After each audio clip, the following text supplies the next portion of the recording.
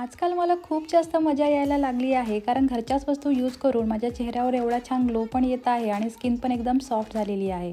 त्यासाठी मी एक आवोकाडो घेतला आणि त्याच्यामध्ये ना दही आणि हनी मिक्स करून घेतलं आणि त्याला चांगलं फेटून घेतलं. त्यानंतर मी त्याला चेहऱ्यावर लावून घेतलं आणि या फेस पॅकने ना चेहऱ्यावर एवढा छान ग्लो येतो आणि स्किन पण एकदम सॉफ्ट होते. कोणताही फेशियल यूज न करता माझ्या चेहऱ्यावर एक पण पिंपल्स येत नाही आणि स्किन पण एकदम स्मूथ राहते. आणि हा फेस पॅक ना खूप जास्त यूजफुल आहे. मी तर याला हप्त्यातून एक वेळा यूज करतेच. त्यानंतर मी त्याला धुवून घेतलं आणि चेहऱ्यावरचा ग्लो तुम्ही बघू शकता. चेहरा खूप छान झाला आहे आणि एकदम सॉफ्ट पण झाला आहे.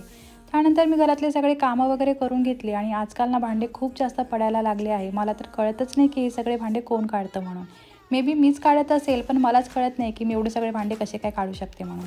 आणि भांडे घासताना मी ग्लोव्ज घालायचंच विसरते आणि एवढ्या थंडीमध्ये भांडे घासते. त्यानंतर मी भांडे साफ करून घेतले आणि खूप दमायला झालं होतं, पण चेहऱ्यावरचा ग्लो बघितला आणि मी खूप जास्त खुश झाले.